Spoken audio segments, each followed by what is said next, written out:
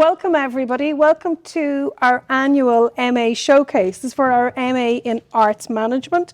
It's really lovely to have an in-person event finally. I have been involved in organising and attending and helping out at a number of these events online, but this is my first in-person event. So my name is Dr. Maria O'Brien. I'm one of the lecturers on the MA in Arts Management. I'm going to just give you a little bit of an intro to our event today and thank you all for attending. But first I want to thank everybody. I want to thank the QUB Impact team, Kevin Fearon and Alice Neeson, for their help in organising this event, which is part of the Festival of Social Sciences funded by the ESRC. I want to thank Cal for his technical help, Alan Maban for his videographer, obviously all of our students, our cohort of students from last year, for their hard work, and for those that are going to present their dissertation research today as well. I also want to thank Gilly Campbell of Arts Council Northern Ireland, who's going to lead our Q&A.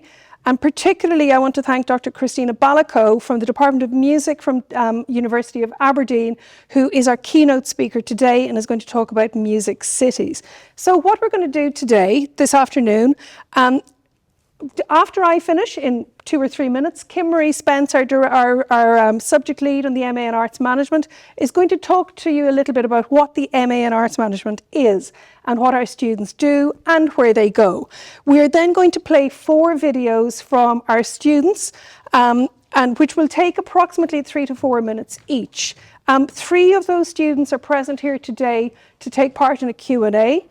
After the videos play, Dr Christina Ballico will give us a keynote speech on music cities. We will then have a Q&A with Gilly Campbell of Arts Council Northern Ireland, with Christina Ballico, but also with 3 of our 4 students. Unfortunately, one of our students can't be here today because of work issues. Oh, thank you. So some other logistics as well. The event is going to go on until about 22 or quarter to 6. I'm delighted that we have received funding from the CDRG group and Maria Meehan, who has helped us organise this, for wine and nibbles, which will be outside in the foyer. And we would ask you please not to bring wine in here, because this is a theatre space and you're not allowed to bring it in. We also have soft drinks for those that do not want to have wine, and we've got the best soft drinks. We have the pink lemonade, which everybody loves. The event will be filmed, so just please be aware of this. You will have a chance to ask questions of our students and our keynote, and Gilly Campbell as well, if you have any, during our Q&A session, which will take approximately half an hour. That time will go very fast, so please, if you have a question, do raise it quickly. The fire exits are, I believe, there and there. I've always wanted to do that, and at the back. And the bathrooms, as you well know, are out in the main foyer as well. So finally, thank you all for attending. Thank you to Ali Fitzgibbon and Kim Marie Spence, and myself, I suppose, for supervising the students. But as I said, thank you all for attending. And now over to Kim Marie Spence.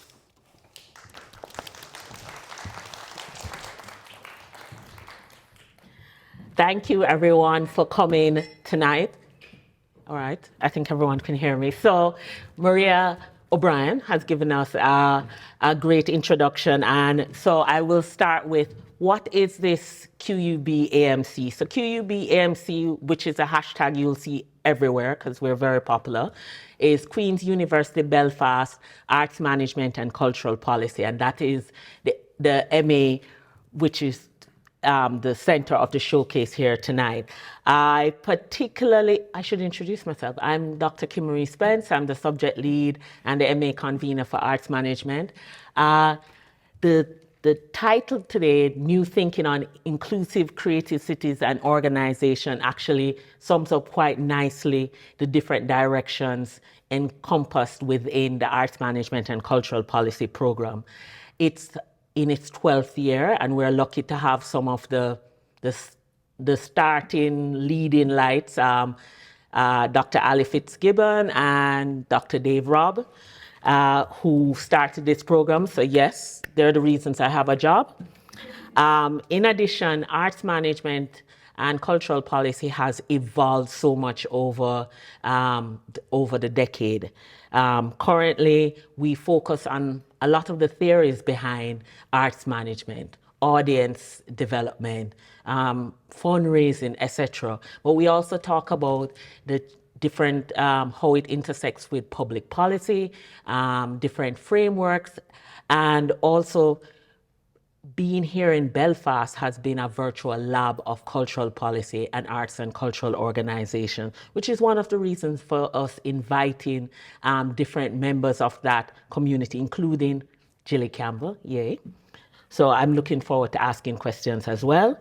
And so this program is a one-year master's, and each year, thanks to the ESRC Festival of Social Sciences, and please continue to fund us, we have a showcase of some of the best and most interesting dissertations.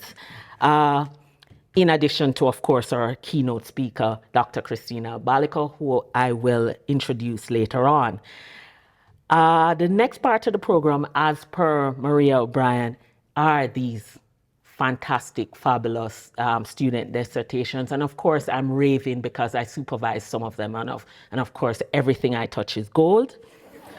And so we have 4 presentations. As noted, one of the dissertation students isn't here, and we miss her. But the 4 presentations will be by Lauren Nicol, who will focus on disabled cultural leadership. Runan Peng, an author ethnography of an experience of contemporary art exhibitions on this shared island. So for those who do or do not know, I had a whole lecture earlier, the North, the South, Northern Ireland, the Republic, whatever is the nom de jour. My personal favorite is the island of Ireland. Then we have Holly Foskett with working class cultural participation in Belfast. And then Stephanie Elliott with policy transfer, arts and cultural participation in Northern Ireland. And so you see here, there's a discussion of Northern Ireland and its intersections with elsewhere. There is a discussion of different experiences, how and intersectional experiences of arts and cultural management, arts and cultural experience. And so we welcome, we welcome more people to join our program. I know I have some students. We have past students here, we have present students, and I hope we also have future students in the audience. I should note for some of the arts and cultural organization workers, and also those from the ACNI, that we do part-time and welcome executives in our program. And without further ado, we'll start the presentations from our 4 brilliant, fantastic MA students. Thank you. I would just like to open by stating that this scoping review was informed by the thesis statement Disabled Leadership as Cultural Leadership, a scoping literature review from 1977 to present, which primarily aims to identify any gap in literature pertaining to cultural leadership in terms of the exclusion of implicit or explicit reference to leadership within disabled arts by identifying the dominant themes in existing literature. This was the intention that it could form the basis and/or justification for more targeted research in art and cultural leadership with specific reference to disabled leaders and leadership. For anyone who has read any of my submissions during my undergraduate and master's degrees, I like to keep things simple. Hence, I will give a brief outline using 3 words: why, how, and what.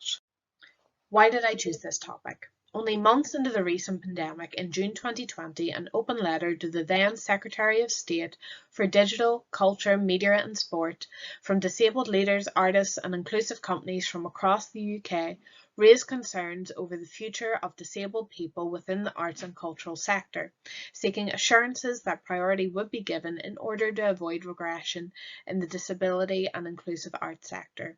It was by no means the first time that concern over inclusion of disabled people had been raised. Alan Sutherland, author of Chronology of Disability Arts, told the Moving On Festival in 1989 that disabled people have learnt the importance of taking control of the things that affect their lives, and so must have organisations of rather than for disabled people. One of the personal drivers for this research was most definitely an affiliation with Northern Ireland-based disabled-led arts charity University of Atypical. The association has afforded me a fantastic opportunity to observe leadership within the context of an organisation that has supported disabled and deaf people involvement in the arts as far back as 1993. It is probably worth noting that this is the only organisation representing the interests of disabled artists in Northern Ireland. It is possible that the survival of this organisation and others like it may very well be dependent, as the aforementioned open letter suggested, on greater recognition of the importance of nothing about us without us. I felt, therefore, in the wake of the pandemic, it was a necessary and timely piece of research. How did I go about it? I will openly admit that methodology was the most challenging aspect of the research, as it was imperative that a robust strategy was applied. I found it was necessary to immerse myself in what could possibly have stood up as a secondary piece of research in itself, that of review types. Having explored the 14 review types and associated methodologies described by Grant and Booth, the scoping review was the only review described as being a preliminary assessment of the potential full picture. By mapping existing literature in terms of dominant themes, it is possible to identify gaps there may be. Moreover, it provided a partially adaptive iterative process whereby it was possible to revisit stages and therefore maintain a fundamentally non-prescriptive approach which ensured that there was room for continual improvement necessary to complete a reliable and valid review of which primary aim was to identify gaps in existing literature. What did I discover? To summarise, the overarching conclusion of this scoping review was that there is indeed a gap in the literature pertaining to cultural leadership in general, and more specifically to disabled leaders and leadership of disabled arts.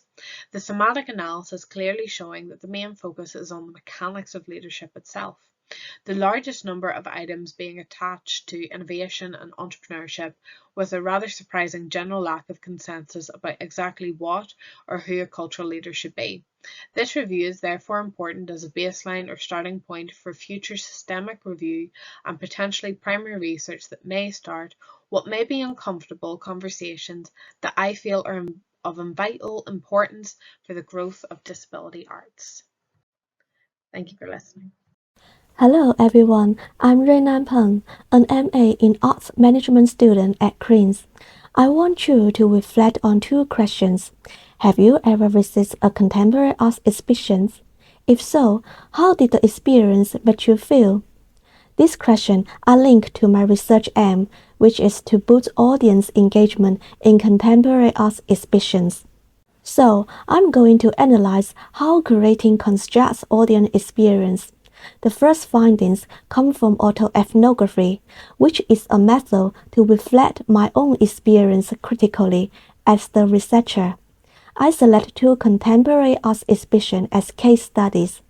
For the first case, even though the exhibition's title was "Take this dog for example," most artworks did not feature any dogs. The show involved smell, sounds, and animation to attract my attention. However, I was confused and feeling regarding the direction, since there were no labels and suggested rules in a large exhibition space. For the exhibition of Midnight Feast, I enjoyed the colorful scenery from the art. However, the colorful surface hit a painful memory of the troubles, which made my emotion shift from enjoyment to sadness. Let's now move on to the findings from the curatorial test in exhibition handouts. I find that the curatorial test established an authority of knowledge because it used opaque terminologies and academic vocabularies. It might result in a barrier to cross-cultural understanding of diverse readers. Let me now sum up three important findings. Firstly, curating may involve different ways to stimulate the audience sense, such as sounds and smell. Secondly, the curatorial concept of against interpretation is weaknessed in exhibition cases, such as no labels. However, it may challenge audience ability to understand artworks. Thirdly, the engagement process of the exhibitions can be seen as a design of knowledge learning, since the exhibitions offers resources such as artist interviews, curator tours, and workshops. These resources may stimulate audience interest in the exhibitions and increase the time spent engaging with the art. Finally, I'd like to raise briefly the research value that may contribute to inspiring people to have increased accessibility, engagement, and promotion of contemporary art, helping develop an inclusive cultural life for the public. The above contents are my sharing today. Last but not least, I'm going to thank my supervisor, Dr. Marian O'Brien, for supporting my research journey. Thank you for your attention.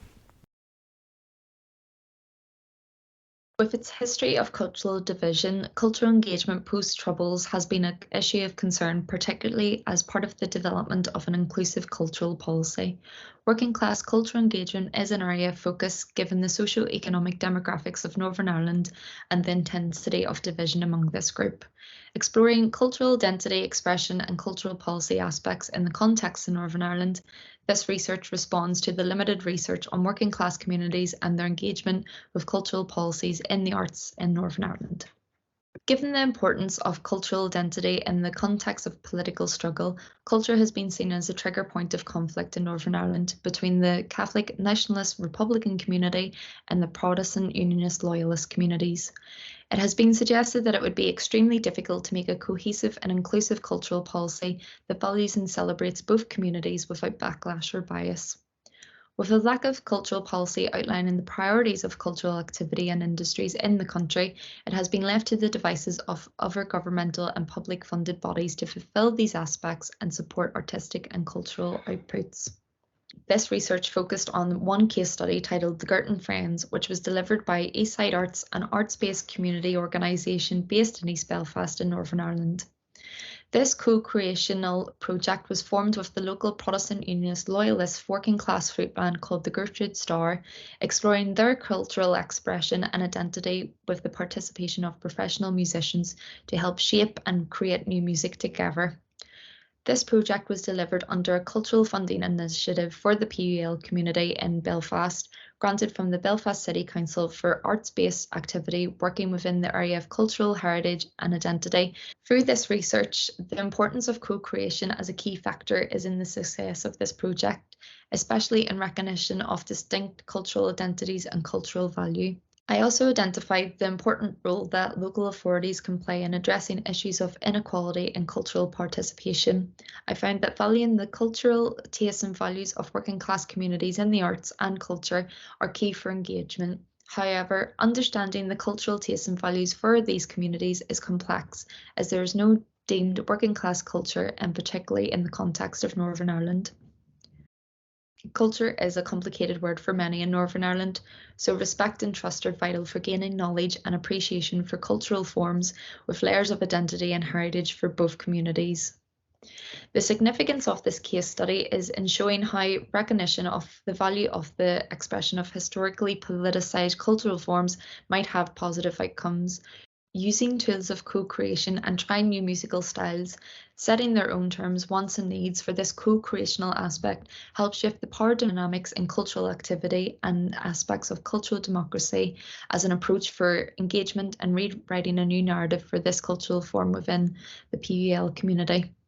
In Northern Ireland, socio-economical classifications are not at the forefront in equality policies, but those from working class communities do contribute to the delivery and cultural activity within their own areas and communities. Through this research, it is hoped that more acceptance of working class cultural forms and other marginalised groups due to socio-economic inequalities will be supported by specific cultural policies to create more inclusion for engagement in the arts and cultural sector in Northern Ireland and beyond. Hello and welcome to this presentation of my dissertation. The topic is music to overcome social division. And I came up with this topic as I'm working on a project with the Ulster Orchestra called Crescendo, which is a music for social change project happening here in Belfast across 4 different schools. And basically, I wanted to find ways to improve this project and to make it even more effective. I decided to look at a very well-known and famous example of a music for social change project, El Sistema, which is in Venezuela, and see if there was a way of, in fact, finding adaptations I could put in place in Crescendo to help it become more effective. So that is a summary of my dissertation and a few little interesting things that I would like to share today are how I built the framework of my analysis from literature. So I did a secondary research and it was all literature based, and basically I created 2 criteria to analyze these 2 institutions. One was a criteria of comparison and the other was a criteria of suitability.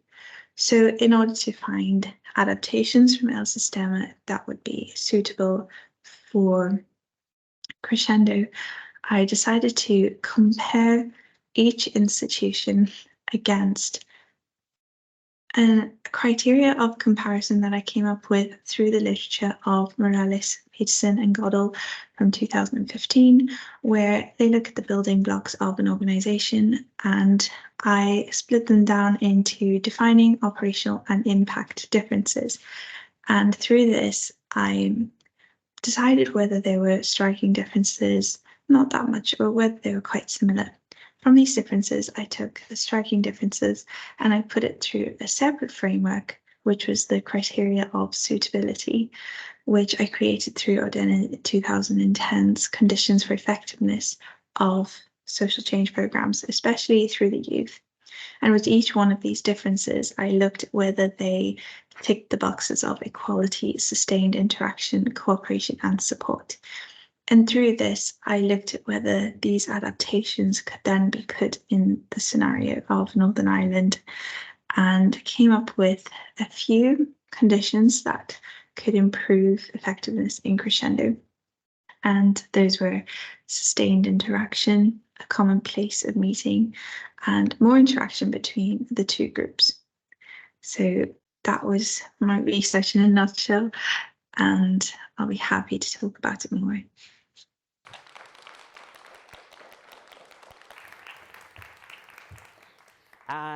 I will note as a teacher, a lecturer, etc., I was, he had that feeling of a proud parent, etc. There are some actual parents in the audience, actually, but, my quasi-parent aspect, very proud of you all.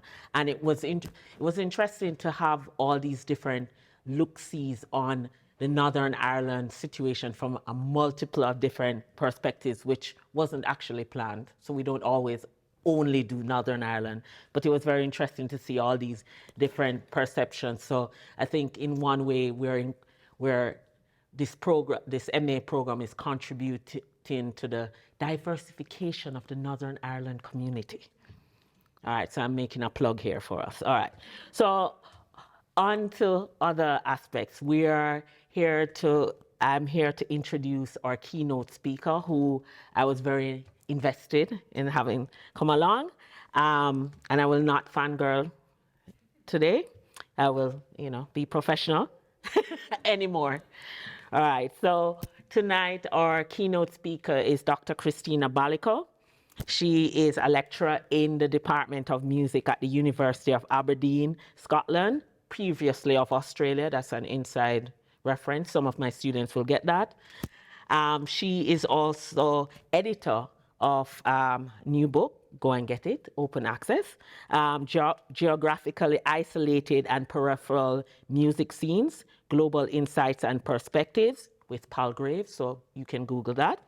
And also co-editor of arguably one of the most comprehensive volumes on the cultural policy phenomenon and the developing cultural policy phenomenon of music cities, evaluating global policy concept, again, Palgrave. In short, she's one of the most qualified researchers on this cultural policy / public policy phenomenon of music cities. this, and Music City as being this place-based, music-related, urban cultural governance. She's also a collaborator with a global research NGO, the Center for Music Ecosystems, and she presently serves on the executive committee of the IASPM, the International Association for the Study of Popular Music, having also served on the editorial board. In short, she's supremely well qualified to speak on this phenomenon of music cities.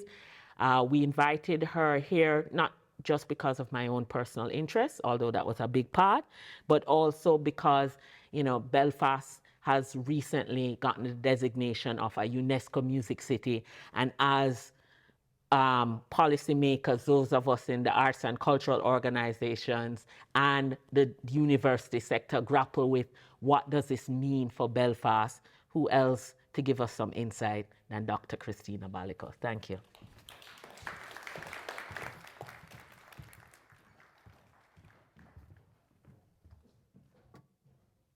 Thank you for that very warm welcome, Kim Marie, and also thank you again for the very lovely invite to come and speak to you all today. And thank you also to Maria and Ali as well, and everyone else who's been involved in the logistics of getting me up here.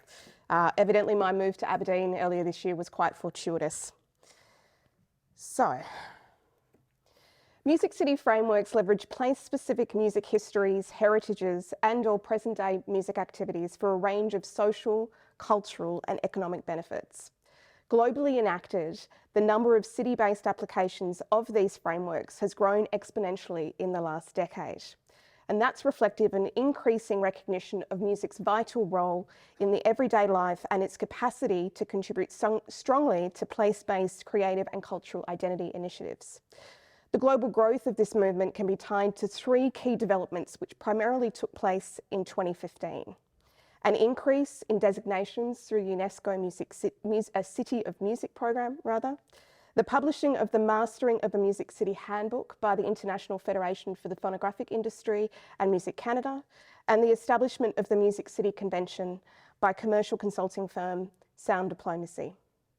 This increase, as well as the nuance of enactment of Music City frameworks, demonstrates the growing recognition of the important role that music plays in our lives and how this can be leveraged within creative and cultural cities frameworks, as well as the ways in which place-based music industries and scenes can be supported within and beyond their home locales, and across both private and public sectors. Considering the global scale at which Music City frameworks are being recognised and enacted, today I want to explore the ways in which these frameworks constitute a form of urban cultural policy, including the different ways in which they can be leveraged in both formal and informal ways, and the ways in which such initiatives intersect with existing regulatory frameworks, and how it can also push for change. So after providing you with some definitions, I'm going to explore the catalysts and considerations for enacting a Music City framework. And then I'm going to explore the benefits of doing so, while also touching on some of the challenges that can be faced when enacting one of these frameworks. I'm then going to look more closely at the elements of enactment and the role in particular of heritage and tourism, as well as present-day music activities within this, before concluding with some thoughts on the role of governments and associated policy initiatives within this. Outlined on the screen for you now are what we call the three formal Music City frameworks, which, as you can see, sit across sites which have established notable music scenes and heritages, to those which one may wish to actually foster and support through enacting a framework. So we have what we call the superstar or legacy cities, we have the UNESCO City of Music designations, and we also have what we call actively branded music cities. Broadly speaking, a music city is one which, and I quote, embeds music as a tool in its collective governance ethos across economic development, education, tourism, and overall quality of life. The criteria for such a city encompasses elements as they relate to the contributions of music history and heritage, the attracting of music tourism, and owing to a thriving music scene and abundance of live music venues, one which attracts musicians and industry practitioners to live and work. To this end, however, as Toby Bennett explains in his examination of the city of Southampton as a music city, there is no single final answer, blueprint or original, and that as many music cities exist as there are possibilities of encountering, interpreting, nurturing, and remaking music itself. Therefore, when taken collectively, the nuance of enactment of a music city framework demonstrates the varying ways in which music can be supported on a day-to-day basis, how it can be leveraged within both culturally engaged place activation strategies and its capacity for buy-in from stakeholders who may sit outside the music sector itself. As we also see in many cities, these frameworks can overlap. A city may have a rich musical history and therefore be considered a superstar or legacy city, and they may leverage this through an active branding strategy. Nashville in Tennessee is a perfect example of this. This city has a very strong, very established history with country music, and they've also developed the tagline, Music City. Through this, they have a strong level of government support for their activities through that official tourism campaign. And we also see a similar approach in Liverpool, with the ways in which the city has leveraged its history and association with the Beatles, and has an official UNESCO City of Music designation. Now, I do appreciate that these are very large-scale examples, and obviously they have a certain amount of heavy support. Nashville in particular has a lot of support from musicians who actually live in the city. Taylor Swift donated $4 million to set up a music education centre in the Country Music Hall of Fame and Museum. That's the sort of support that they have even outside government as well. But they do also demonstrate to us how these frameworks can be enacted in very nuanced ways and how they can also overlap. And more broadly, they do speak to the ways in which we can support music activity within place-based contexts, regardless of a formal music city designation.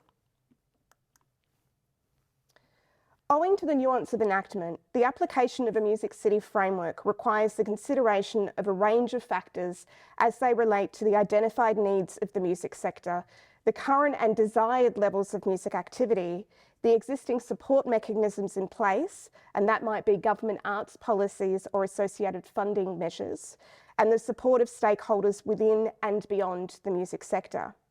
Broadly speaking, a quote-unquote successful music city is one which creates a supportive environment for artists so that they can focus on doing what they do best, making music. The ways in which they will be enacted are influenced by a range of factors as they relate to the size of the place in question, particularly that which relates to the structure and function of their local music industry and scene, as well as the health of the city's broader music ecosystem. That is, the wider remit of activities, services, and infrastructure as they relate to music engagement within healthcare, education,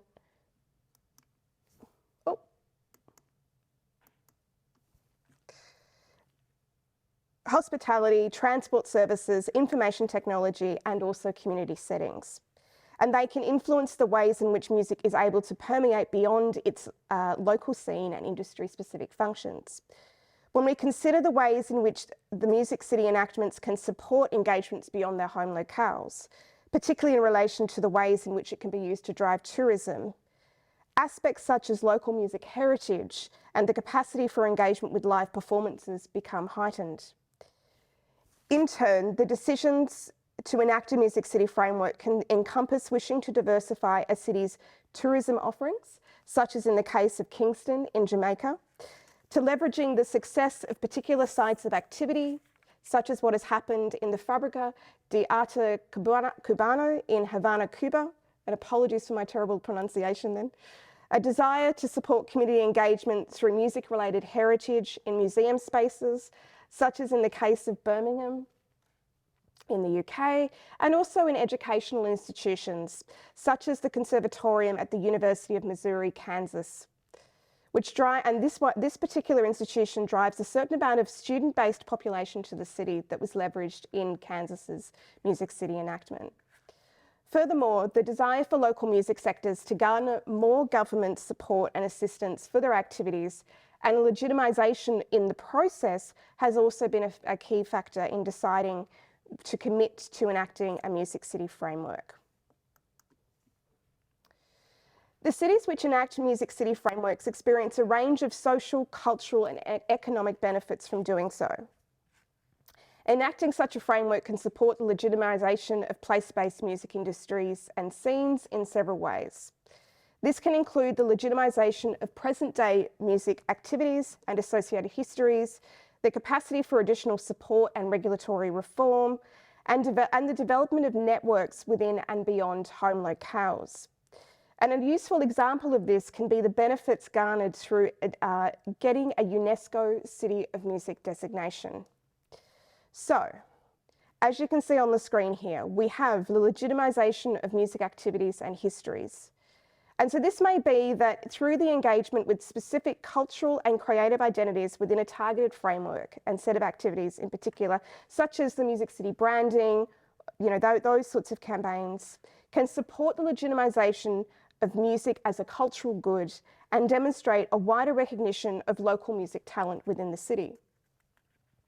For musicians and music scenes which experience what is known as cultural cringe, and this is certainly a big issue back home in Australia, that is the idea that only music from outside their city can be considered legitimate and worthy of support, or that is, in order to be considered worthy of support and legitimate, you need to go outside of your hometown. Having a City of Music designation or adapting one of these frameworks can be really useful for shifting those attitudes. And they can also help to build local audiences as a result. Another benefit is the development of networks, and particularly when we're looking at the UNESCO system, the ways in which those applications are put together, the developing of networks is a vital component of the development of an actual bid. And we also see this sitting across as a cross-section of support within and beyond the local music sector as well. So government support is very critical here. It might also be that it facilitates the development of, or at the very least facilitates the development of, or at the very least can strengthen rather, existing support networks for music activity. And we've also found that it can push for regulatory reform. So the application of a Music City framework can push for regulatory reform, and we found this in research that myself and Dr. Dave Carter at Massey University did in examining Kingston in Jamaica, Adelaide in Australia, Auckland in New Zealand, and Kansas City in the US. We found that things such as being able to make changes to parking provisions and or public transport late at night was afforded through the enacting of Music City frameworks. But with all positives, we do have to look at the negatives. So there are a couple of challenges that I want to outline for you today, which I think are really important for us to consider in these kinds of conversations. Number one, uniqueness erasure. So what can happen here is that if a city is setting up their Music City framework and they're enacting it, what we typically see is that there's a particular level of activity that is engaged in this.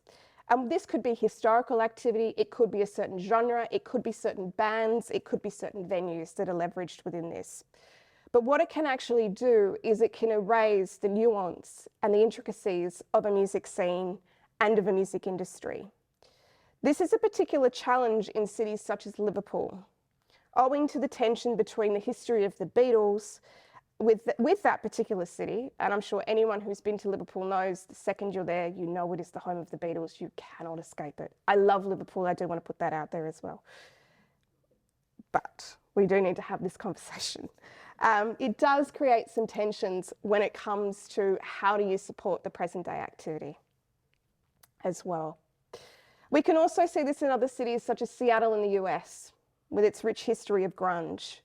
And that is something that's very heavily leveraged as well, if any of you have been there. And we see this bear out when we visit institutions such as the Museum of Popular Culture, more commonly known as MOPOP, and they have a very strong grunge component in their museum as well. So I visited MOPOP, visited Seattle about 5 years ago, and they had a really amazing Nirvana exhibition, and not long after that, they had a Pearl Jam one. But what I will also say is that the city of Seattle has been really good at also commemorating their really strong jazz history, and they've also done a lot of work to get a really strong sense of present day activity as well. as a way of being able to diversify and shift beyond grunge and the 90s. We also have issues pertaining to restrictive legislation. So while we can have significant levels of support when we're enacting a Music City framework, restrictive legislation, particularly around live music, can still remain a challenge. It may also be, in certain instances, it may actually be more specifically that aspects such as liquor regulation may prohibit or restrict the ways in which live music can take place. And as I mentioned earlier, live music activity can be a really great way of audiences, including those who are coming as tourists, to engage in your music city. And town and urban planning regulations may not offer a diversity of spaces. So we start to see that in the cases of issues around rehearsal spaces and recording studios that may want to operate in warehouse spaces and the like. They can essentially be demolished because there's rezoning and they decide that they want to turn those into apartments and things like that. And we can also see some challenges with audience development. And this can be particularly challenging in spaces where those cities are particularly small and their local audiences are even smaller. And this can also be further exacerbated when we get into that whole issue of cultural cringe as well. But now I want to turn to some more positive things again, and I want to look at the element of heritage and tourism. So as I've outlined, we have those three formal ways in which we can actually enact a Music City framework. There's also an informal way, and I'll talk through that shortly. But the reality of enacting these frameworks is that they're highly nuanced, and there's various ways that we can go about this. And heritage can be a really useful way of doing this. And recognising heritage is useful because it can support engagement with physical spaces by the audiences and the tourists. And this extends beyond live music venues.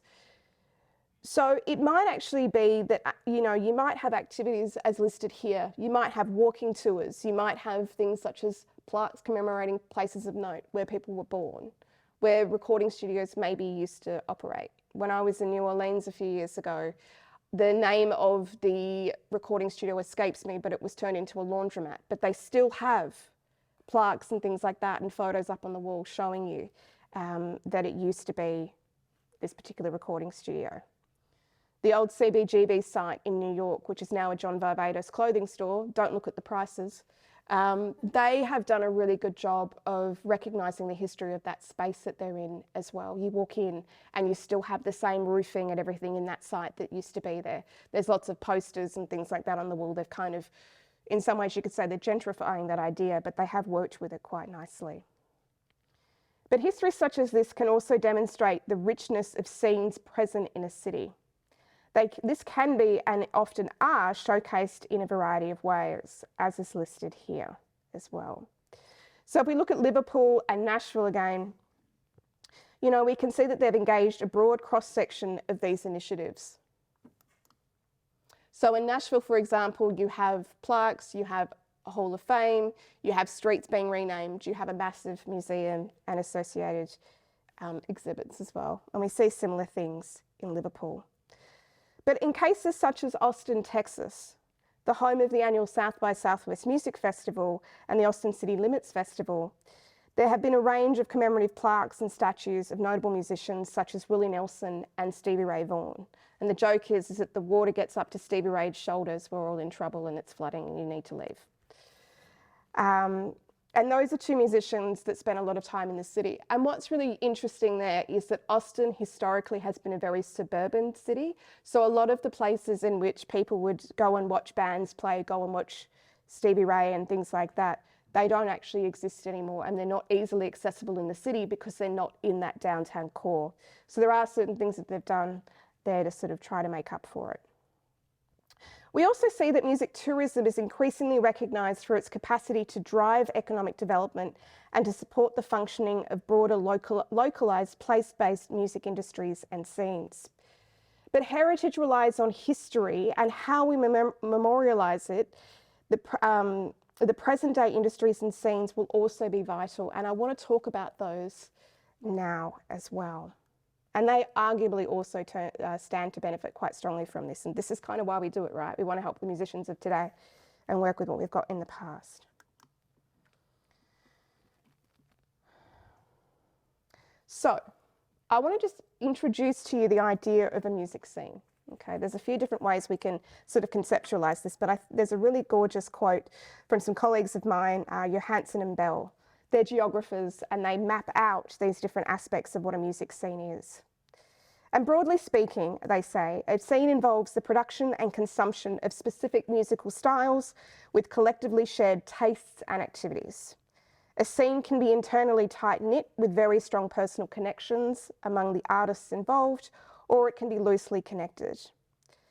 They can also range from local, i.e. based on proximity, to non-local, in which fans and performers of a genre are scattered geographically, but cohesive in their allegiance to the genre through the internet or disparate live settings. And understanding what constitutes a music scene and the structure of a city's music industry is vital to determining how to actually leverage this in a music city's framework. And it's also useful to note the centrality of live music performance of this. And they can play a really vital role in being able to enact and develop a music city framework. And in some cases, it has actually been the catalyst for enactment, such as in Havana in Cuba.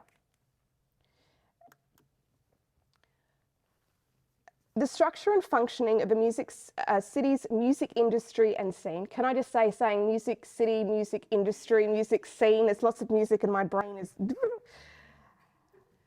We have this idea of a music ecosystem. And this on screen now actually outlines this quite nicely. This is from Sound Diplomacy from a few years ago. And so as is explained in here, music ecosystem includes your music industry, music education, city regulation, ancillary industries like tech and sport, and also sustainability. And some of your music ecosystem is obvious, like music venues or labels, those things that actually make up your music industry. We kind of know what they are, right? We know we've got a live sector, we know we've got a recorded sector, this is what constitutes the music industry. But there's other parts that aren't necessarily very obvious. And so that might be things like IT suppliers, it might be police officers, it might be good governance. One thing that stands out to me in this is also the fact that we've got things like transport. How can we engage music, not so much in sporting activities, but how can we use sporting facilities to host music as well?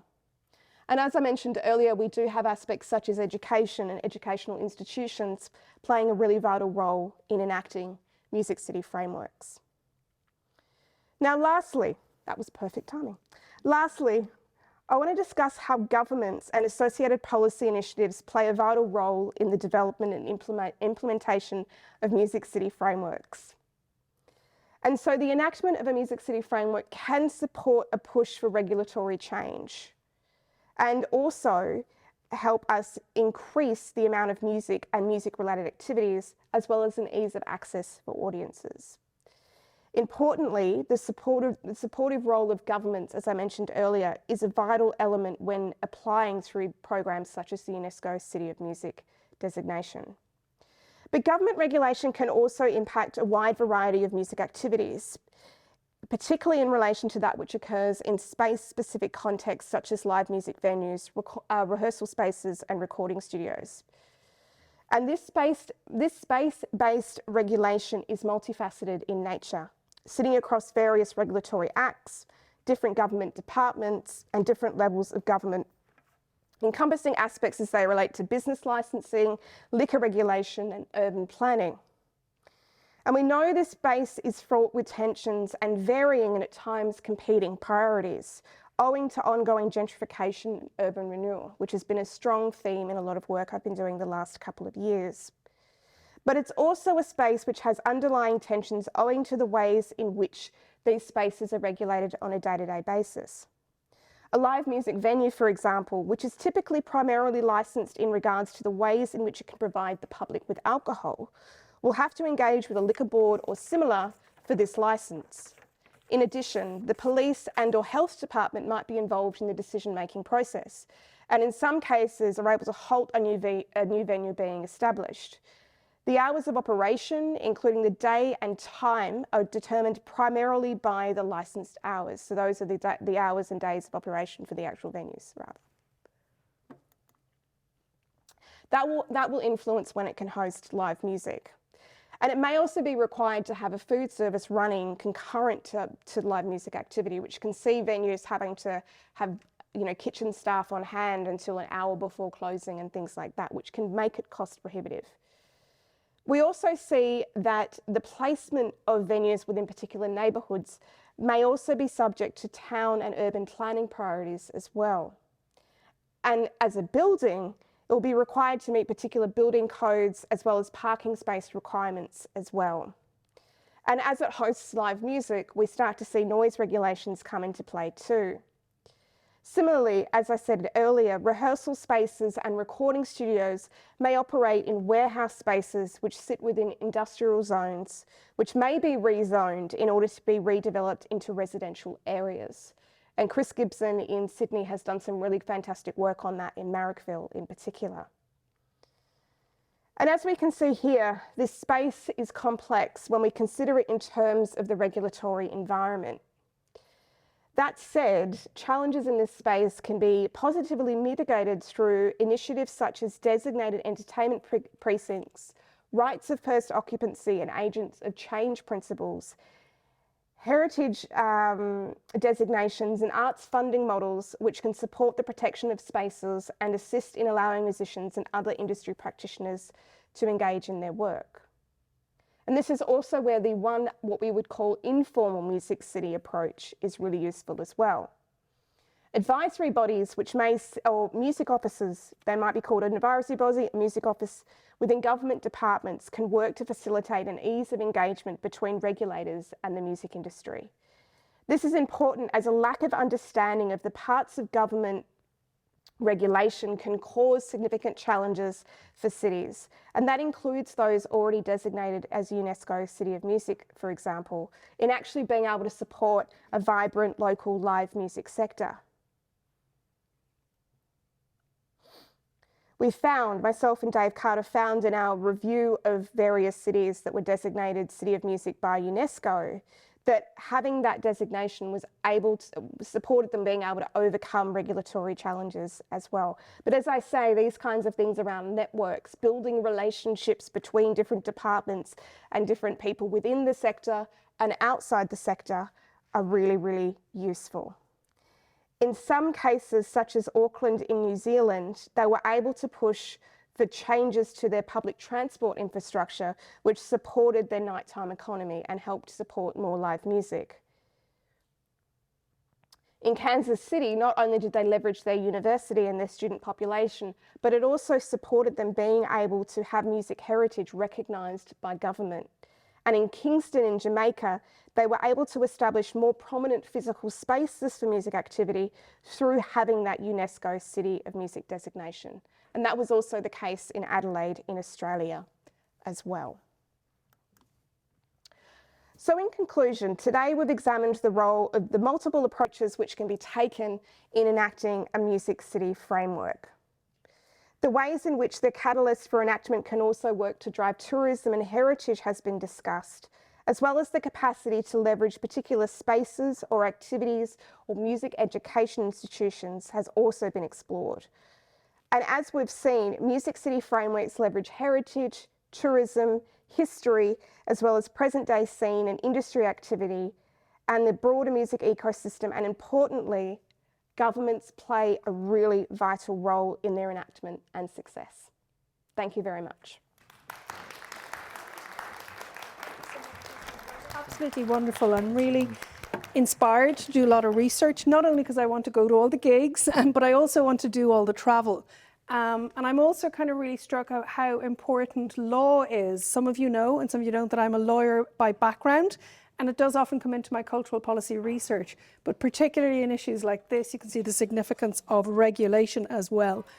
Now we're going to have, sorry, could we say a big thank you again to our keynote, Christina Ballico, for this wonderful speech. Thank you. Thank you. We're really grateful. Thank you so much. Now could I please ask our Christina to come up here, please, and our chair for our Q&A, Gilly Campbell. I am delighted to announce that for a first time ever, we're slightly ahead of time. Okay, we have a little bit of a buffer. And could I also ask our students as well, Holly Foskett, Stephanie Elliott and Renan Peng, to come up to take part in the Q&A as well. So this Q&A is led by Gilly Campbell. Gilly is the Director of Arts Development at the Arts Council of Northern Ireland, where she oversees the largest department in the Arts Council.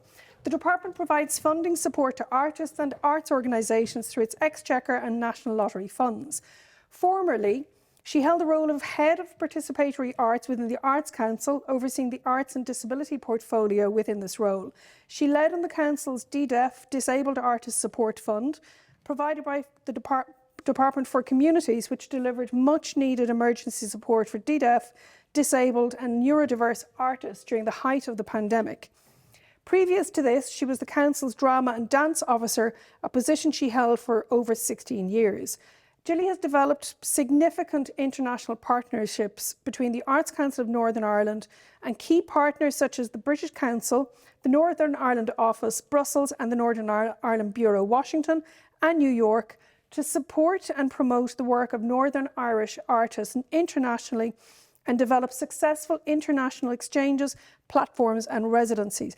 And not only that, she is also a playwright. Her debut play, Father the Father, produced by Prime Cut Productions, received its world premiere at the Mac Theatre, Belfast in 2021, where the Guardian newspaper gave it a 4-star review. Father the Father received its US premiere in Washington in November 2021. So please welcome our chair and all our panellists. Thank you very much. Okay.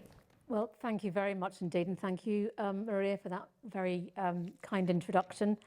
I'm delighted to be here today. I have to say I feel like a real fraud sitting here because I think I'm the only non-academic here at the table. So it's a pleasure to be here, and it was an even bigger pleasure to listen to you, to your fantastic keynote speech, and also to the MA students, your research, and to really, as I said, as a non-academic, to be appraised and to learn about the research process in more detail. So thank you very much. I know we've got about half an hour, I think, today for questions and answers. And I just wanted to say, I have mics here to go around the audience. So if you wouldn't mind, before you want to ask a question, if you could put your hands up and we'll get the mic to you. And we're going to share mics along here. I know you've got one, Runan, just down the bottom there, which you can share at this end of the table. So first of all, I just wanted to say thank you. I've made a few notes prior to today, but just as we were going through the videos and then Christina's fascinating keynote speech, there were a number of, I suppose, comments and questions that I had. And if you wouldn't mind, if you could just perhaps give me the opportunity, if you wouldn't mind allowing me to ask the first question, and it's to you, Christina. And I'm very interested in the legitimization of music activity and histories, and the engagement with the music, with music-specific cultural and creative identities. And I wondered, perhaps, I'm putting this out to the audience as well, if perhaps there was anybody here from our own Music City committee that might be able to talk about how that works in Belfast. And perhaps also Holly, I'm sorry. Holly, I was touched in your piece, clearly looking at the Northern Irish band culture as well. I was really struck by that term legitimisation in Christina's speech, and then the work that you have captured in your research with the marching bands, and how often I think, there are certain quarters of our community that wouldn't perhaps legitimise certain types of music and certain types of cultural expression.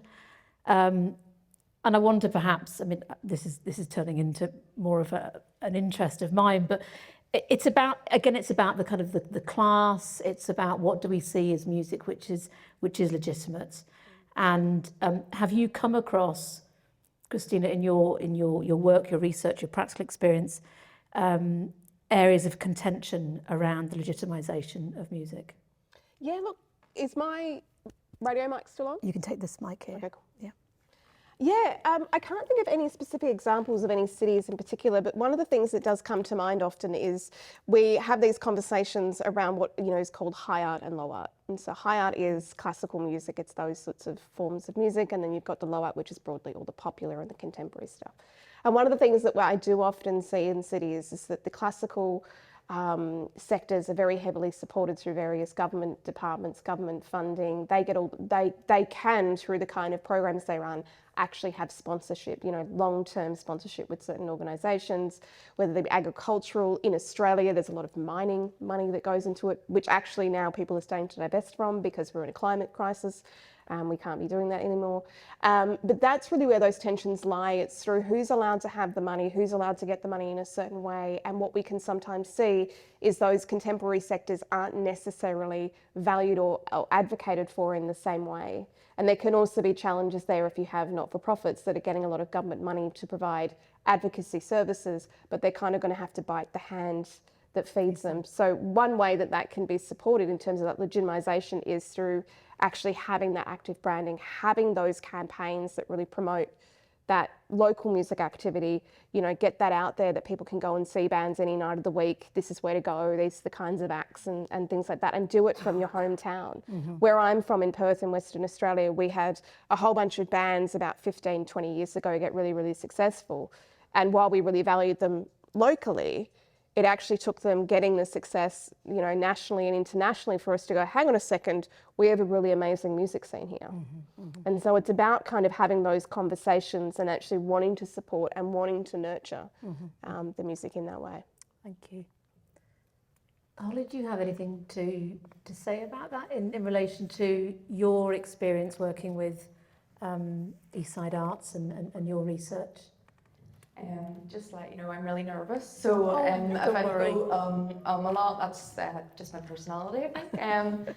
So I think for me, looking at the secondary research, so I actually didn't engage with any of the participants that were involved in that project, so I was just looking at it from just what the documentation that was given. I think for me, coming from a working class background in that similar area, it was like, these people are playing like flute bands and like with no real education, and I know obviously it's very politicized and there is, it does divide a lot of people, but it's just amazing how these people in the communities are playing these instruments, whereas I think in school I was in my emo stage and I was able to do the bass guitar, but anything classical was like, no, there's no chance you're going to do that. So yeah, I think it's quite interesting how they can be very demonized, but then they're taking on these classical kind of art forms almost as well. So yeah, that's great. Thank you. No, thank you. Look, before I go through all the other questions that I've been writing through that, perhaps this is a time now to put it out to the audience. As I said, we've probably only got about 25 minutes now. So if you do have a question for any of our panel members, please put your hand up and wait for the microphone, and then we'll be able to get your question. So is there anybody out there? Yes, just up there, third row from the back. Sorry, Holly. So I have a question for Holly. There's quite a prominent mural in East Belfast that says "Culture threatens no one." From your experience in your dissertation, do you think that the act of that programming for Eastside Arts was to both legitimise that art form of flute bands, but also to make it less threatening? Thank you, Dawn. I think I'm going to say the intent, as I said, it was secondary research, so I actually didn't really get to talk to participants and stuff, which is some of the limitations to the research. But I feel like, everyone has the right and should have the access to culture, but obviously with the kind of politicised off flute bands and the kind of heritage of the PUL community, it can be very demonising. But I do feel like, for myself, like everyone. Like, it doesn't matter what group, gender, race, everyone should have equal participation and access to the arts. So yeah, that's it, I think. Thank you, Holly. Anybody else for a question at the moment? No? Okay, I'll go through mine. I've got quite a few here. Renan, how do Irish modern art galleries differ from those in China? Thank you for the question. I think this question also haunting in my mind when I do the research because I compare the Western and Asian style, or no matter in the arts work or the arts exhibition. I think the Irish arts, modern arts in China actually in some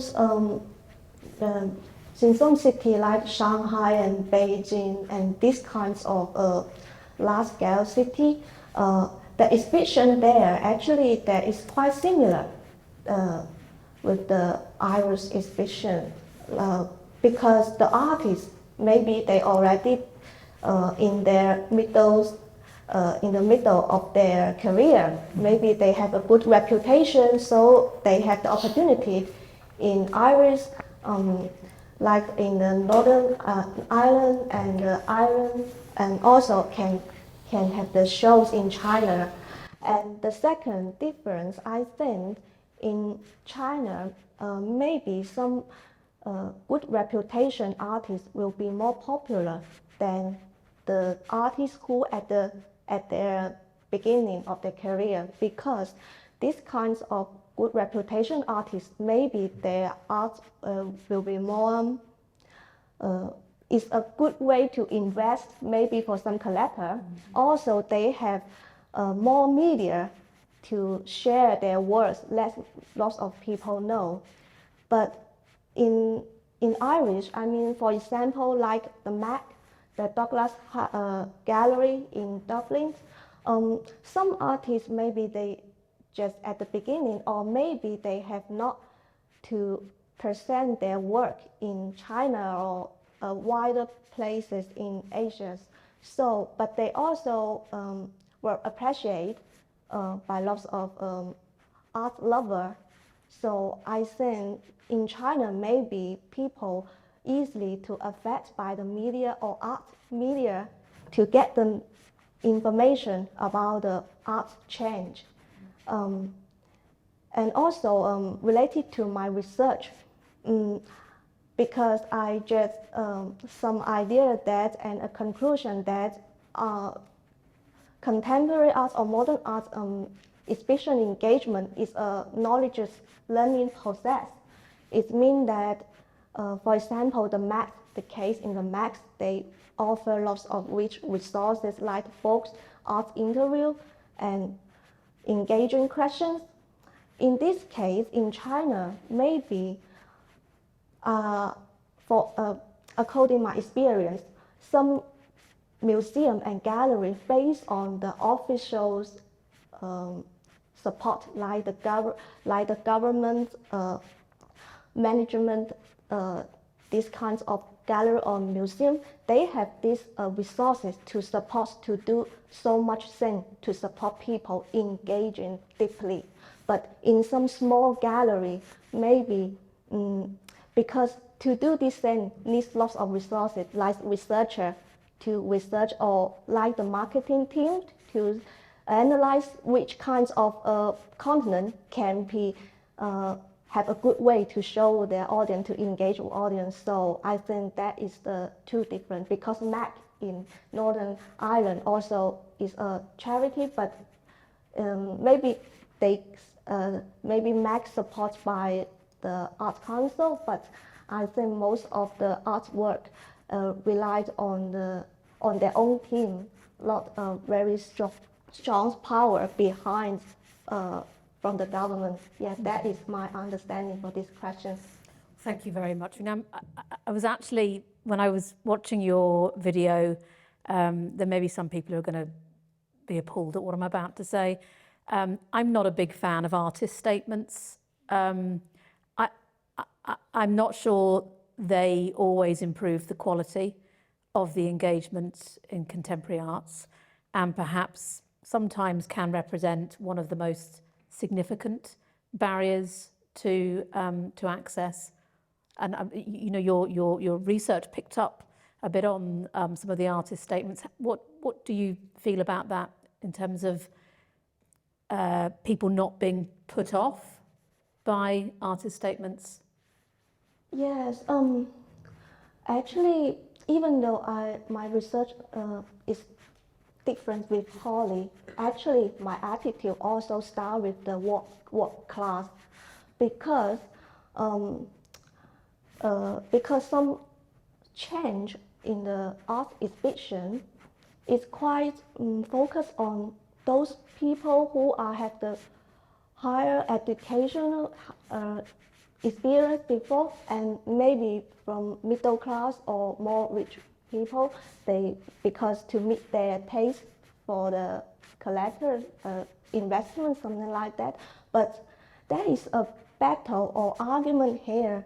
The gallery or the art industry want the contemporary art touch more people, but their engagement, their way, not very nice, I can't use nice, or very attracted by the general audience. So I use the method called autoethnography. It reflects my own experience to tell this truth.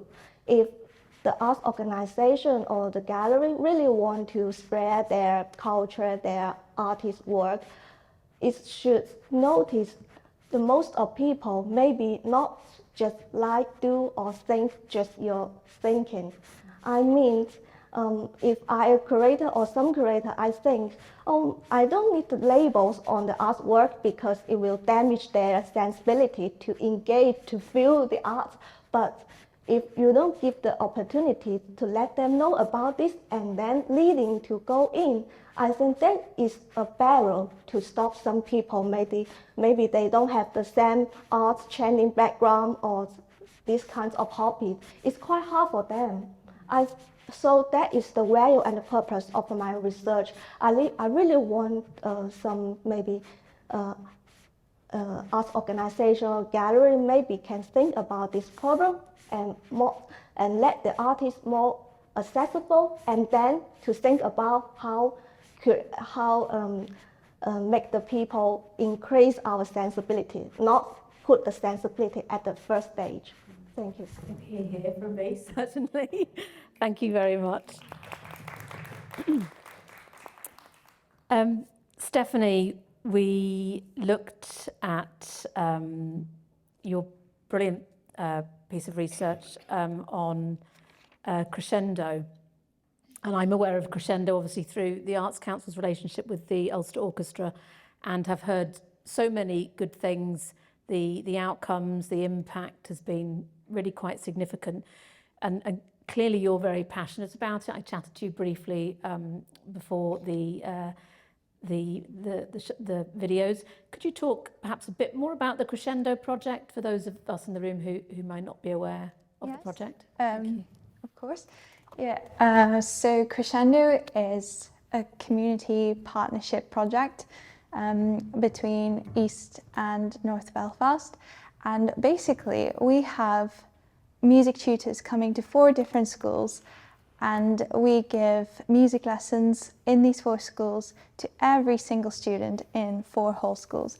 So it's a really incredible project, and we work across the Peace Wall of Belfast and trying to reach these barriers, and at the end of the year, basically, we bring everyone together, all the children, their families, for a massive final concert in the Ulster Hall.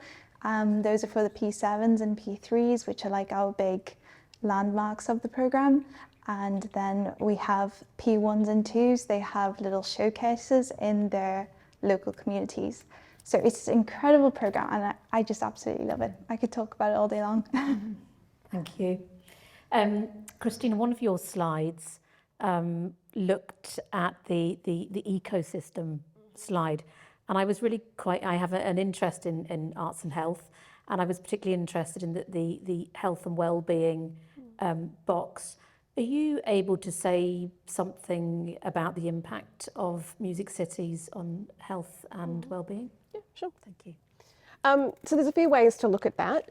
Firstly, you've got, you know, the engagement of musicians in health settings through music therapy, or even there's programs back home in Australia, for example, where musicians will go and play in the more public spaces in hospitals. So it's not so much one-on-one sessions with patients, but it's more having music, almost like a busking type scenario, but in a hospital. We also do know that engagement with music does improve quality of life and health and well-being. And certainly if we look at things, you might be familiar with the chrono-urbanist frameworks, the 15-minute and 20-minute city frameworks. They are not conspiracy theories, okay?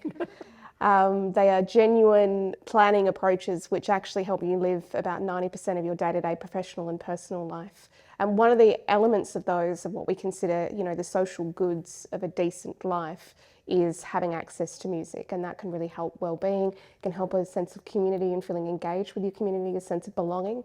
I don't think I know of anyone who can't sit there and mention a venue that they enjoy going to, that they might go to regularly to see music and things like that, and there's a sense of ownership and a sense of identity around that space as well.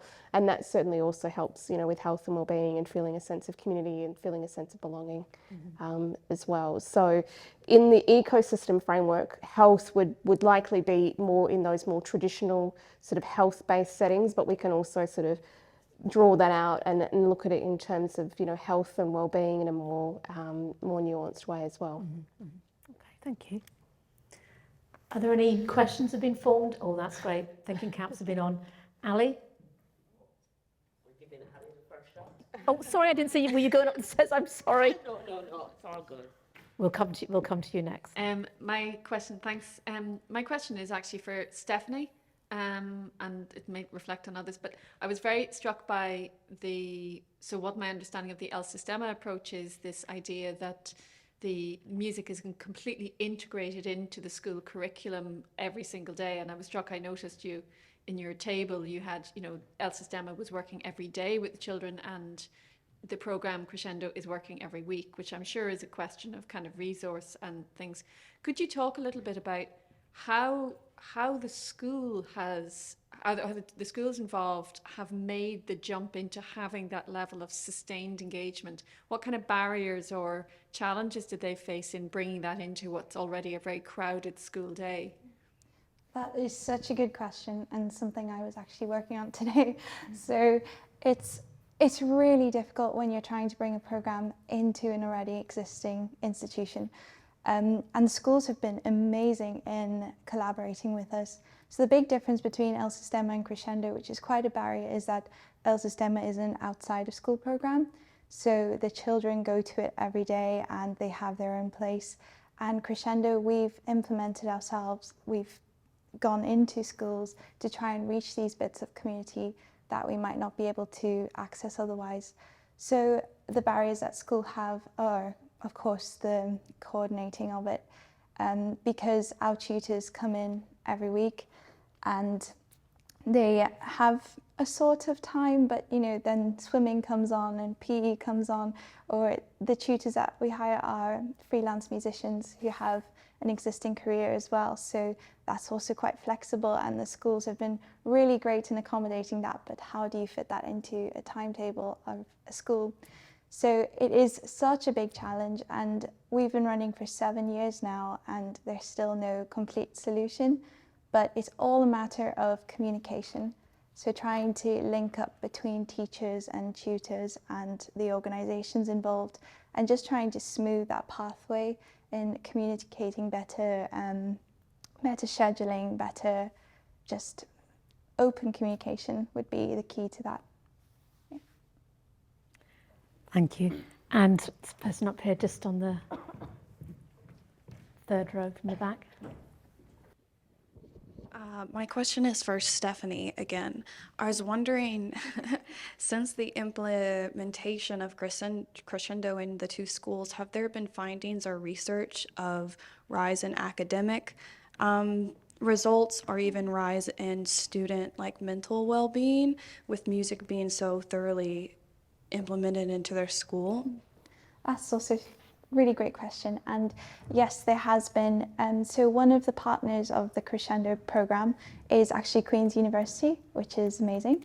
So a few years ago, Dr. Liam O'Hare, maybe people know him, he did a research on Crescendo where he looked at the impact of music on P1s and 2s, and this was quite a few years ago, and we've only just had our first group of P7s graduate. So in that way, it's quite difficult. We haven't had comprehensive research done on those impacts, but some of the most striking things that I used in my research, and also since I thankfully get to work on this program as my job, I get to see this in the children and hear these comments from teachers about how some shy children have started participating more in class, or they're looking forward to these lessons. Another really big one that has come about is the improvement in spelling. And that's massive. You don't think of music as having an impact in your maths and your spelling, but it's incredible when you're training your ears to see these impacts. So it's really difficult because there's no specific studies that big and that comprehensive on Crescendo, but it's something that would be really amazing to do and something the schools are already seeing impact in. Yeah. Thank you. Any more questions? Yes. Am I allowed to get a question? In the discussion of going back to a less, positive one, there was a discussion about music as a general good, but how it can be divisive. And then I think that was from Holly, Gilly and Holly talking about the discussion of great intergenerational transfer of flute playing, etc., but how in that also it can be distancing for other communities. And then Christina talked about the issues of the different types of music and the different types of support they got. So I'm going to throw it to Christina, on a general, we talk a lot about Catholic Protestant in music here, right? But and you talked about the class aspect, high and low. I wanted to add one coming from Kingston, the issue of how that also, those two class and so on, how it intersects with coloniality and post-coloniality, where you have a situation where the music that is loved is not just high class, it's actually coming from a different cultural group and perspective, and one that's not loved is coming from a less so. And how have you dealt with that in terms of the cities you've studied? Because you've studied a range, and I'm curious to thumb this whole, the less positive aspects of music. Yeah. Well, I'm going to turn the negative into a positive, and I'm going to mention Kingston again. So they obviously, as you know, they have a very strong sound system culture. And that was something that was very positively leveraged in their City of Music designation with UNESCO. And it was actually actively done. It was part of what they were wanting to do, was diversify away from the sun and surf tourist kind of branding of Jamaica. And that's what they were sort of doing. For those in the room, Jamaica is responsible for 8 different genres of music within subsections of reggae and dance, electronica. There's a whole bunch of them. We don't realise until someone points it out and you go, wow. And so one of the things they actually were able to do was to get more support for that sound system culture, actually establish more venues and things like that. So they were able to sort of push back on this idea of certain kinds of music, certain classes of music, certain histories that maybe don't want to be celebrated widely, now being celebrated more widely as well. I do also just want to acknowledge I come from a country that just tried to have a referendum to acknowledge Indigenous people in Parliament, and we failed miserably at getting that across the line. I'm still heartbroken about it. So yeah. It's been a significant part of the cultural policy lectures. Back to being staff. Oh yes, Siobhan? Do I use both? Yes. Oh, okay. Sorry, I wasn't really. So my question is for Christina. It might start off on a bit of a negative, but I'll try and make it positive. I'm a traditional Irish musician myself, so this is close to home in terms of the accolade of UNESCO City of Music and so on, but I'm also from a city in the northwest called Derry. And there was actually a lot of upset at the time when Belfast was awarded the City of Music, because a lot of people felt that we had a very rich and versatile and vibrant culture ourselves, be that through, you know, we host things like the annual Jazz Festival in Derry, and then we had the All Ireland Fleadh for the first time, the largest traditional Irish music festival in the world in 2013 as part of the UK City of Culture. And they're just little nuggets of kind of things, but there's a big history. So my first question is, I suppose, if, say, a local council authority, going from, you know, policy side of things, maybe fails to make a successful bid, or for some reason or another doesn't put together a bid. I was going back to this informal legitimization that you had mentioned, which I think is really important for, you know, the general kind of morale of a city and, you know, smaller kind of geographic locations and stuff.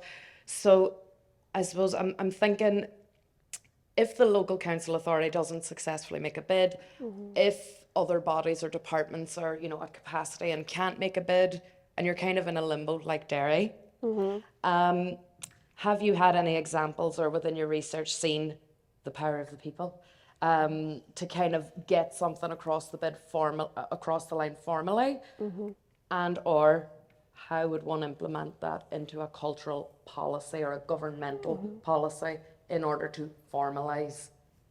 Okay.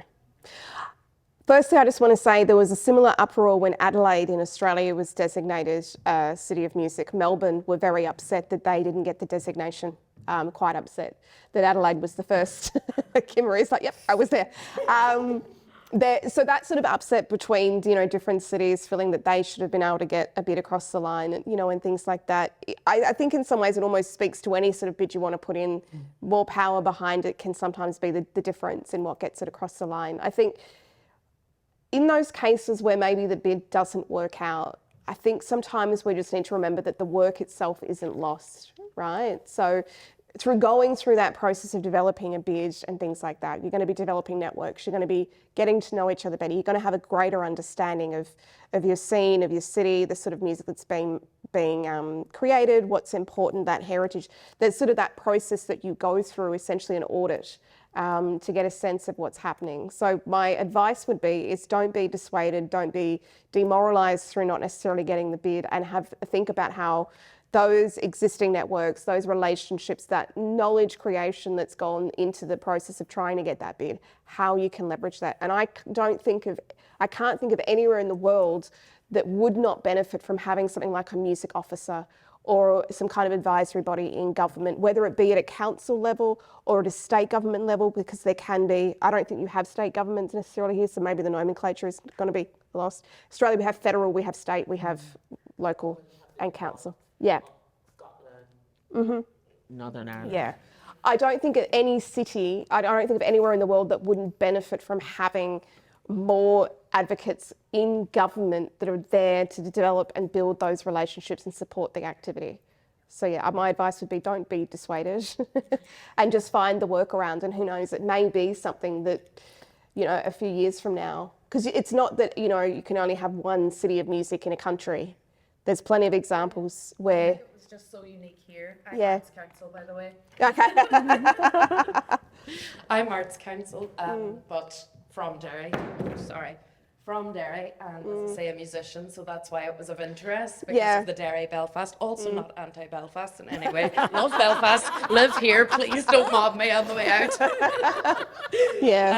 But yeah, I just thought it was unique because, you know, if the local council authority don't, you know, put together a strong enough bid, it, you know, it might be of interest then, or, you know, how can you get multiple genres like jazz and traditional Irish musicians, and there's great classical music. How could people get together to, you know, I suppose, increase recognition or kind of stoke the fire a bit? Yeah. Because if the council don't do it, an arts council or say tourism and or other, you know, stakeholders and bodies, priorities like mentioned in your talk, you know, can be Yeah, different. I think one of the challenges as well actually is I think sometimes people, I say this as kindly as I can, egos need to be left at the door when we get into those cross-genre discussions as well, because there can be attitudes from within certain sections, I'm not going to mention jazz, but that will hold themselves in a certain regard and expect things to be done a certain way, and though that can also create tensions. Or if you've got, you know, certain organisations that are used to always getting the funding, and, you know, sometimes you can have that where there's almost like an open bank account with the government, that I'm not saying checks and balances aren't done, but those sorts of things, I think it becomes about working towards the common good and just remembering that there's got to be a purpose beyond yourself, and think about the legacy that that can also, you know, bring as well. And you know, the people who are really against it, ideally they'll just drop off and they'll just kind of go away, and you're left with the people that want to be helpful, you know. I mean, Aberdeen, where I've only lived for 6 years, they had a failed, you know, City of Culture bid with the UK a number of years ago, and there's been a lot of tension since around that as well. And how do I, as an academic coming into the city, try to repair that and navigate those relationships with the city? So yeah, sometimes it's about the greater good, really. Definitely. Thank you. Thanks. Thank you. Any other questions? By the way, I don't hate jazz. It's just, if I can think of a genre, it's just jazz. Are there any further ones from the audience? Are there any questions from our panel that want to ask another question? They want to ask each other? Yeah. I think for me, because obviously, sorry, I'm going to talk about the Belfast City of Music. One of the things that came up in your Parliament, Christina, was about public transport. From previously working in an arts-based venue that did live music gigs, it was okay. We're on till 1 o'clock in the morning, but half of the audiences disappeared at 11:15 because they had to get the 12A bus home. So I was just wondering, it's still a thing as well. So I'm just wondering, you know, have you seen that elsewhere? Is this has there been kind of like things that have never been resolved from having that title from UNESCO, or is it something that, you know, is really pushed forward, like we want to make access better? Yeah. Well, as I said, Auckland was an example where they were actually able to extend out, you know, their public transport. But the one thing I will say is it's all well and good to have public transport, but if those trains are only running every hour after a certain time and things like that. So that is also another conversation that has to happen, as well as how frequent are they. And you also need to be willing to invest, you know, I know like my hometown in Perth, I don't think we actually make any money off our public transport. I think we actually lose money in our public transport. But you have to invest again, common good, greater good, right? Like people need to have access and ability to be able to get home safely, you know, not deal with taxi fares that are, you know, 100 quid and things like that just to be able to get home, or even worse, people, you know, risking it and deciding to, you know, drink drive and things like that. So I'm sorry to hear you were losing patrons at 11:45 each night, but it does become, you know, these conversations need to actually happen, and you need to be willing to trial it for an extended period of time to allow people to actually get away from car dependency and car dominance as well, and know that they can get on that train, they're going to be safe, they can get on that bus, you know, and that it will be a positive experience for them as well, because if people don't feel safe, they're not going to change. And people can have a very, especially as an Australian, we have a very strange relationship with our cars, you know, like we just do. We are very car dependent as a nation, so unfortunately.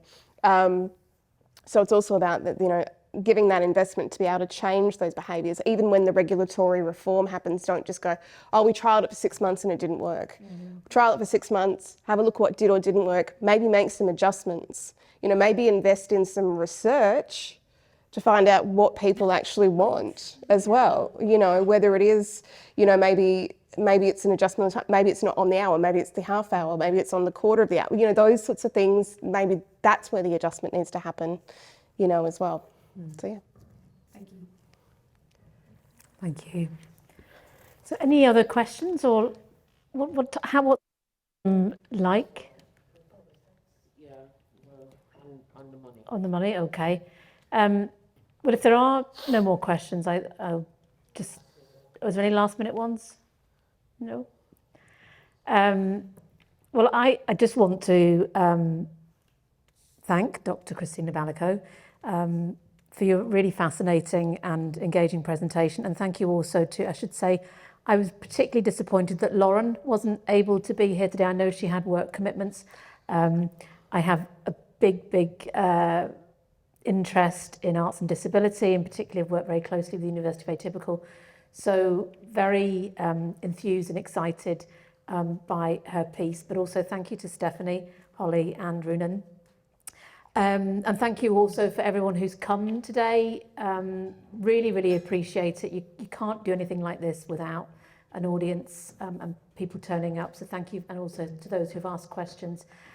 I think we'll leave this session certainly with lots to think about, certainly for me.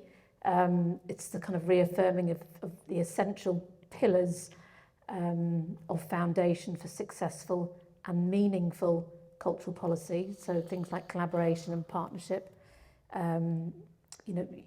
bringing together obviously the support of stakeholders, audiences, communities, artists, inclusion and access, understanding the challenges and meeting them head on with innovative solutions and outcomes-based strategy. I'm really excited, as I said, and energised about the MA students who have showcased their research today. The themes are responding to contemporary issues. The arts and the cultural sector are facing, and the voices are fresh, very much welcomed and needed in both academic and practical professional sectors.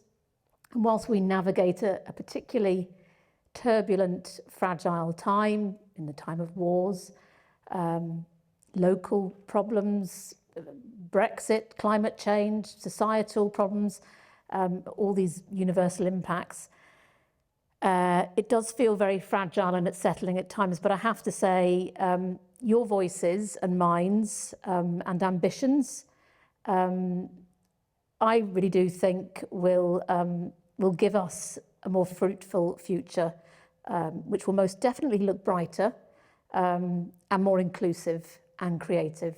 So thank you very much.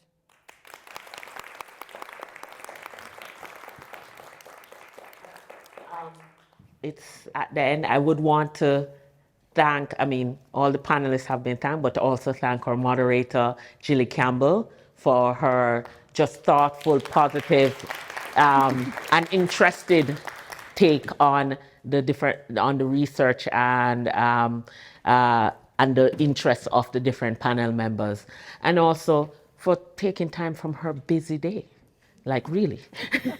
But I'd also like to thank the audience. Thank you for coming. We hope to see you all next year, hint, hint,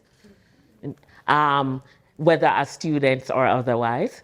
And I'd want to invite you all to partake of the refreshments courtesy of the CDRG. It's a long thing. It means cross-disciplinary research group, but very important in Queens.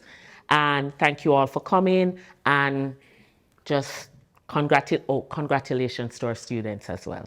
Thank you.